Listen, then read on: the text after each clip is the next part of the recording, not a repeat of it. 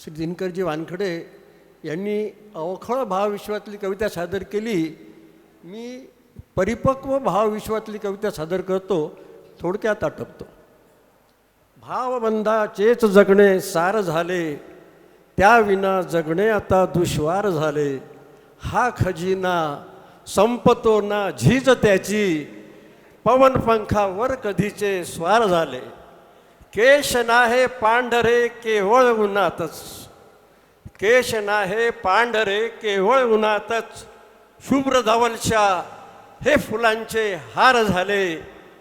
गंध आता कोणतेही सारखे मज, गंध आता कोणतेही सारखे मज, टोचता काटे मनी रोमांच झाले, टोचता काटे मनी रोमांच झाले.